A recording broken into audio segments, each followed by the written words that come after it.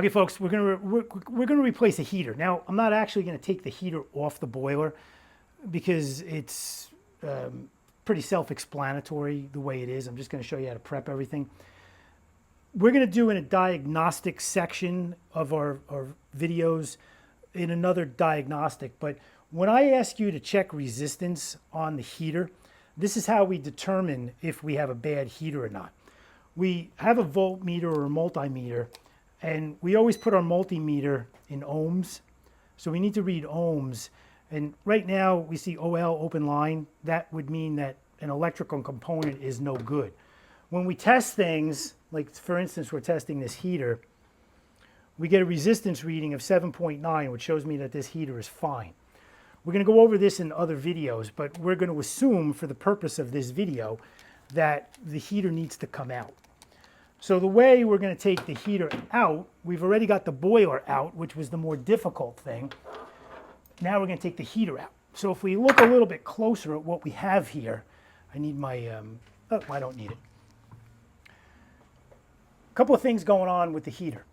We have these mounting sleeves, which give us the space between the bottom of the heater and the bottom of the machine. So these need to be here for our bolt screws, which go through the base of the machine. It goes through the base of the machine and then mounts to these like this. And these need to line up. If these are in the wrong spots, we're not getting the boiler back in correctly. So this video is going to help you, but obviously it's a triangular pattern. And it took me a really long time to memorize this. Two this way, one at the very top at 12 o'clock. So we basically have 7 o'clock, 4 o'clock, and 12 o'clock where these need to be mounted. We've already drained our boiler. I usually put the drain plug back in. After I drain it, I usually put the drain plug back in just so I don't get any residual leaks of water. But now I need to take the drain plug back out. And if there's a rubber washer here, we want to take this back out. The reason being is if the drain plug is in, the hole in the middle of the heater will not clear. It won't clear, and we won't be able to pull the heater up and out. So the drain plug needs to be off, that rubber washer needs to be off, and we need to take these off. So now you're taking these off. Obviously you have this video to help you with the location of where these are. Or what I used to do with a black Sharpie is I used to put an X there, an X there, an X there, and that told me the location of these.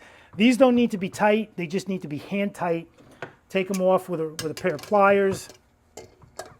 They'll easily unscrew. We just back these off. Now, that's going to reveal our nuts to the heater. And again, don't use an impact wrench. So don't use the impact gun to zip these off. Because if we snap more than one stud on the boiler, we're probably going to need a boiler. Because the heater needs to be totally flat to the boiler to operate correctly. So if you go in there with an impact gun and it's a really powerful impact gun and these nuts are just a little bit tight, you can snap the stud on the boiler and then the boiler is going to be garbage. So again, use your ratchet wrench, 1/4 inch is fine, and just get in there. Now if you loosen them like this and then you want to come back and zap them off with the impact gun, that's fine, but we loosen them like this.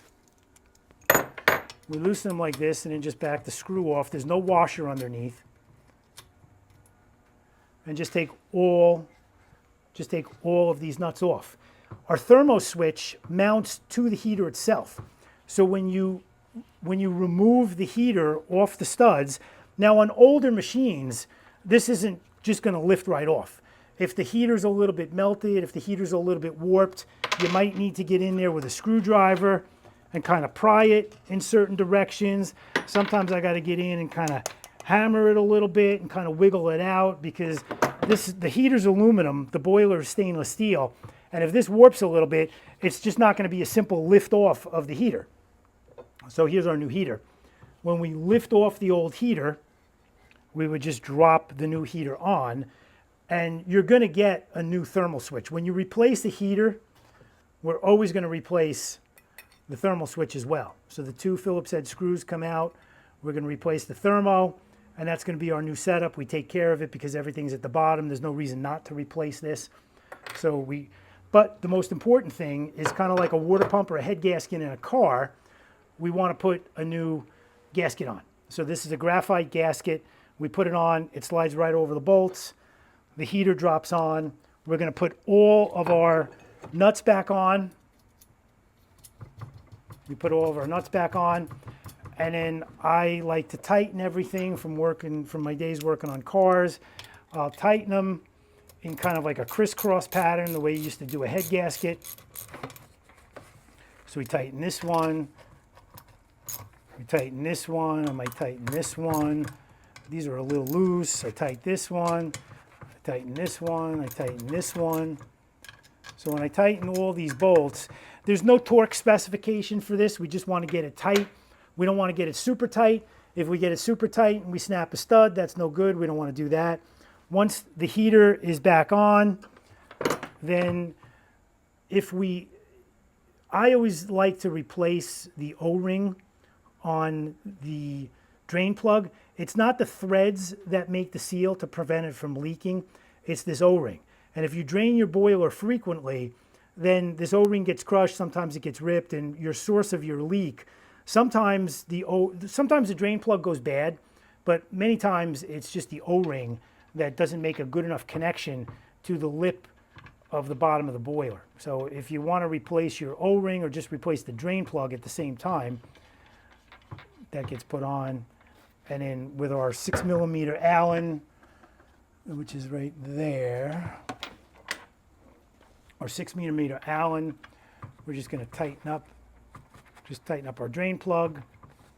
And now, don't forget, you would think, okay, we can reconnect this wire would have to come off. So our black, and again, you would have labeled this, our black wire coming out of the back of the thermo is feeding electricity to the front tab of the heater.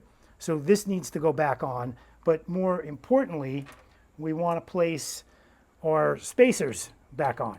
So we're going to go 4 o'clock, we're going to go 7 o'clock, and we're going to go 12 o'clock. And now the boiler is ready to be put back into the machine.